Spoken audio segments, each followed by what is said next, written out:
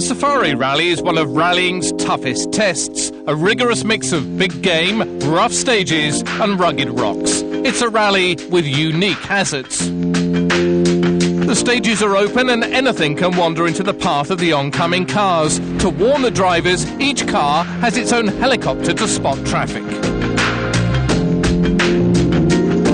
Stretching from the equator to the south of Nairobi over 3 days, the rally covers nearly 3,000 kilometres.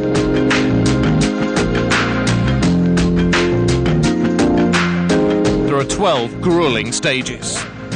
McRae said before the rally that his plan was to finish on the podium and not risk everything for a record-breaking 24th career win.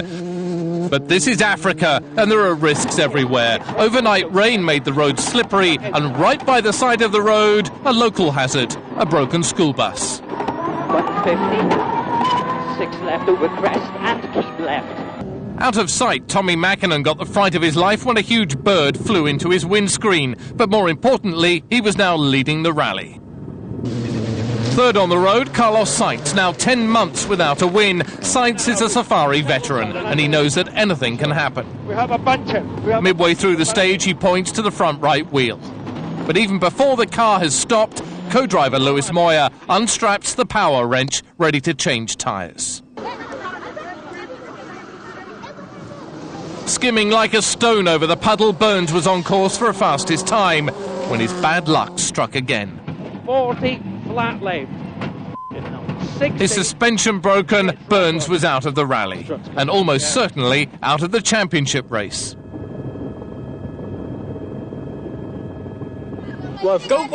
Frustrated by the fragility of his Peugeot, Grunholm wanted to attack, but his co-driver Timo Rautiainen told him to slow down. Grunholm was sixth, but he knew he could do better.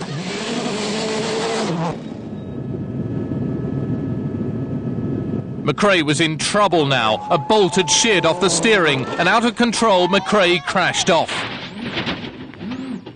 But he decided that there was only one way out. Just 200 metres from the stage finish, his wheels pigeon-toed, McRae desperately tried to reach safety. But he never made it.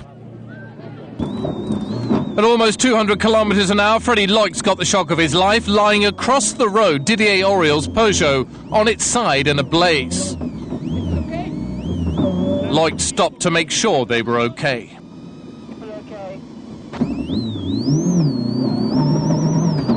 Auriol's teammate Marcus Grunholm soon provided his own fireworks. Again, you see it, he arrived too fast into the dip and got out of shape. Grunholm out of the rally. Makinen's lead, a minute 30 from Sainz. It was excellent, no problems whatsoever.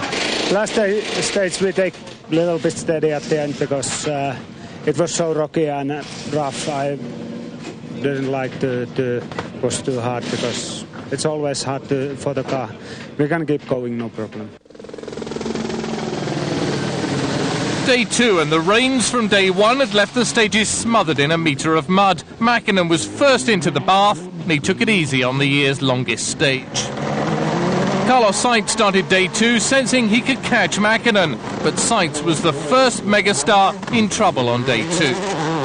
For the second rally in a row, his engine showed signs of trouble. Para derecha abrirse, derecha acá se cierra. Tú sigue, no pasa nada. No, pasa algo, Luis. Sí, se ha jodido con la...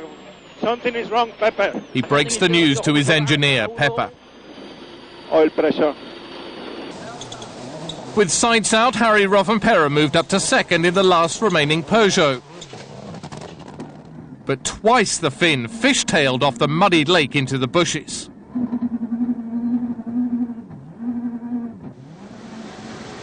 Stage 7, this time down into the Rift Valley at Nairobi. Solberg tiptoed down the mountain, the drop to the side hundreds of metres down.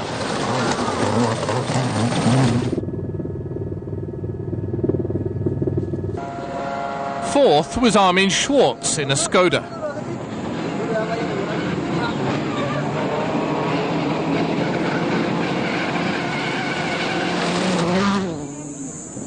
Stage 8, and Tommi Mäkinen skipped over the mud and stones as if they weren't even there. But 10 kilometres into the 60-kilometre stage, Mäkinen hit trouble. A prop shaft feeding power to the wheels broke, but Mäkinen has the luck of the devil and survived to set an amazing third fastest time.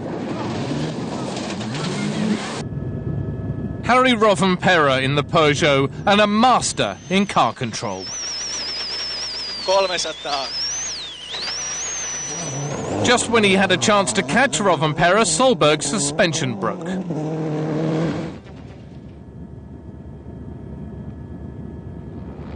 Day 3, and over the stage's heavy cloud lined the skies, preventing all but Mäkinen's spotter helicopter from flying.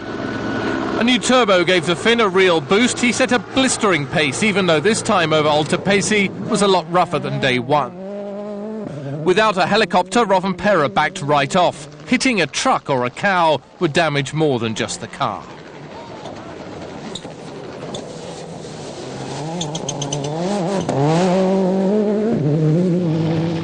Solberg's Subaru was making horrible noises. The Norwegian knew he was in trouble when the front right wheel shot into the distance.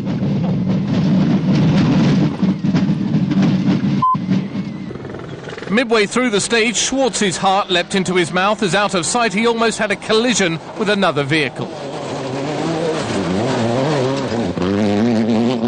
Back with Solberg, it was clear that the damage was too bad to continue. Joining Solberg, his spotter Richard Burns. And I didn't hit anything. The final 2 stages of the rally, and still running at speed, the 4-time champion Mäkinen was still taking risks. For Rovanperä, second place would be more than he could have dreamed of at the start, but a puncture forced the Finn to slow right down. Catching Rovanperä fast was François Delacour. In the closing kilometres, he ran into the thick dust thrown up by the Peugeot. Delacour thought Rovanperä should have pulled over. And pretending to be Gilles Panizzi, who thumped another driver after he got caught in dust last year, Delacour jumped out and throwed Rovanperä a playful punch. After his Skoda's power steering failed, Bruno Thierry was in a state of collapse, helped from the car by his doctor, his body screaming for mercy. Off the sick bed and into the stage, Thierry was clearly not as alert as normal. Twice Stéphane Prévost warned him of danger ahead. At over 100 kilometres an hour, Thierry buried the nose into a hole big enough to lose a car. But worse, Prévost was hurt and the car was on fire. But some good news for Skoda, Schwartz finishing third for their best ever result. Behind Delacour, Loitz took 5th. The final few metres and Mäkinen crosses the line, winner of the 49th Safari Rally.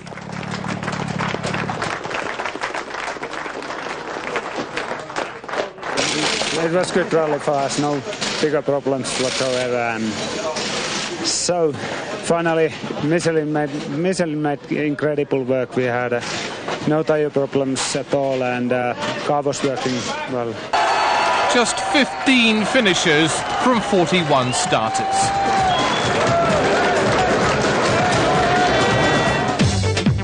So first home Mäkinen, behind Rovanperä, that best ever result for Skoda.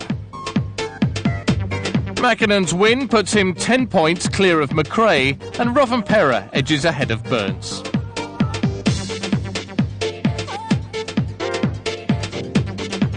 In the manufacturers, 1st and 5th for Mitsubishi put them in front of Ford, and Skoda increased their gap to Hyundai.